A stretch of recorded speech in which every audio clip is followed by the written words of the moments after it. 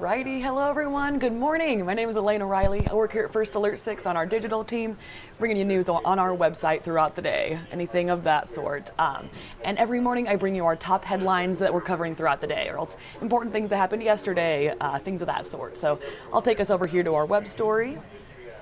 Let's go to First Alert 6 first. Here we are.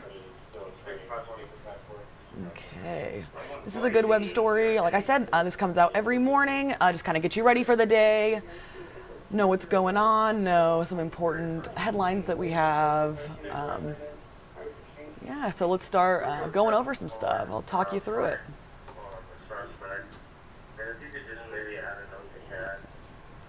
All right, so there were some power outages early this morning. I think there's still about 600 here OPPD customers without power.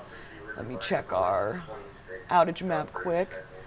Yeah, about 700 they're reporting. So, but at its peak, it affected about 2,500 people. So, yeah, this is OPPD customers. There's about 1,000 something in Saunders County. That was like the biggest outage that was happening. Sarpy, 600, almost 700 there, and then about 400 in Douglas County. So, that was at the 3 a.m. check.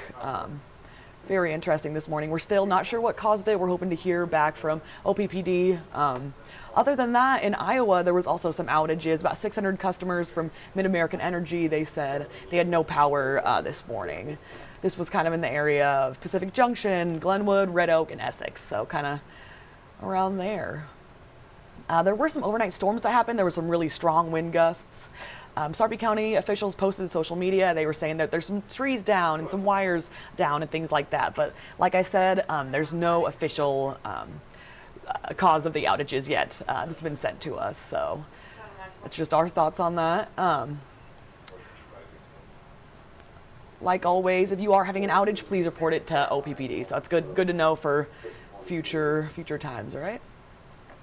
Other than that, I have a report here from Rusty. He says that Friday starts a long stretch of dangerous heat, so let's get into that.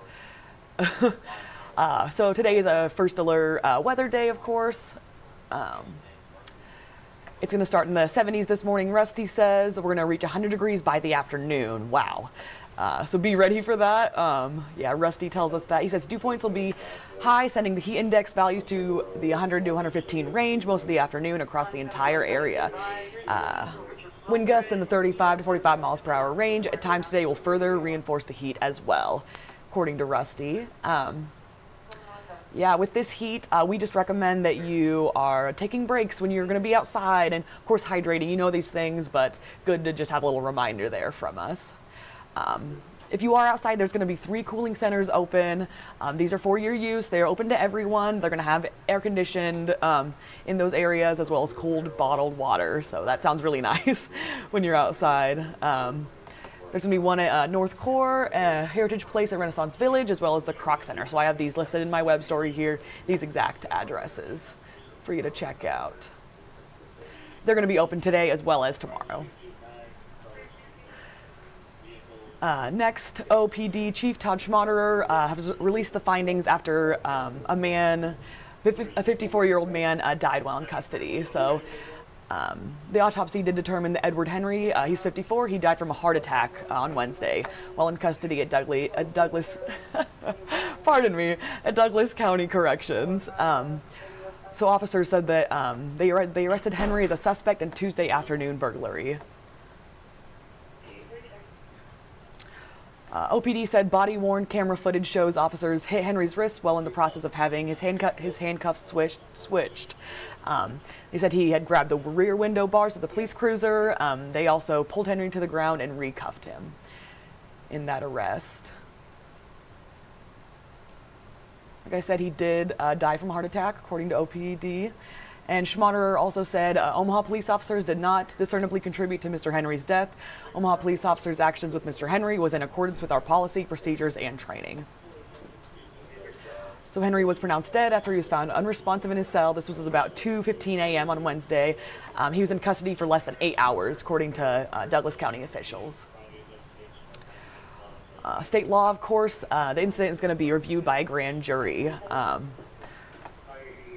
like with this body camera footage, there is going to be the rest of it released after the grand jury looks at this case. So, but it's going to be a little while until then. So, just waiting on that.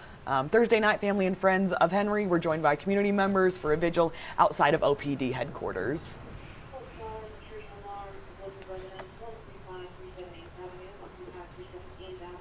My next headline is that one person is dead after a cutting incident in northwest Omaha. So a woman is dead, and a man is being held for questioning after a cutting. This happened yesterday in the northwest area, like I said. It happened near about 89th and Wyoming Streets. It was just before 4:30 p.m. The Douglas County Sheriff's Office did respond to this incident. When deputies arrived at the scene, they found that 2 people were involved in an altercation. Of course, it involved a knife. They were both taken to the hospital, and the woman died there. After the man is cleared for his injuries, the sheriff's office says that the man will be brought in for questioning. But of course, the investigation is ongoing. But right now, the investigators do believe that the man may be responsible for this, but they are investigating, as I said.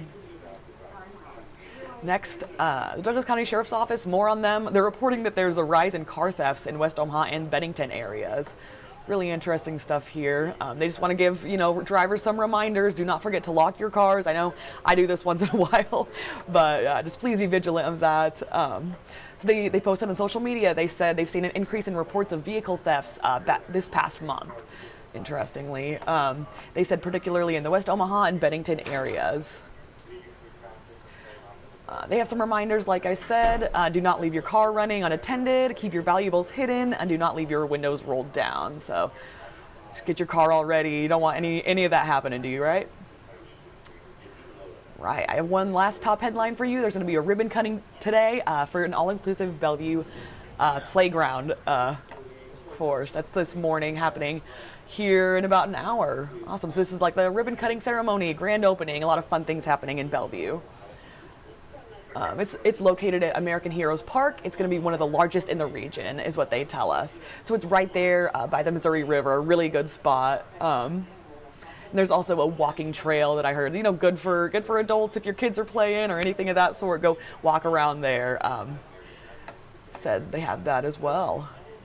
So the ceremony is this morning. It's going to be hosted by Mayor Rusty Hike and the Bellevue City Council, Bellevue Recreation Department. We talked to the City of Bellevue's community coordinator in March when we went over and visited for its construction that was happening, and he told us, that it's going to be interactive and all-inclusive.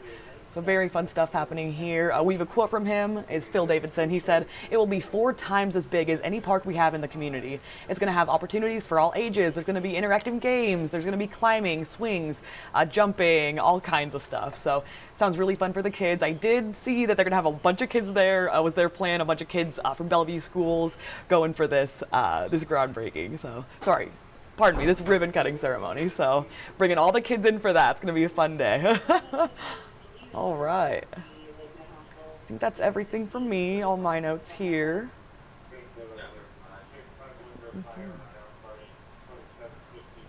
All right.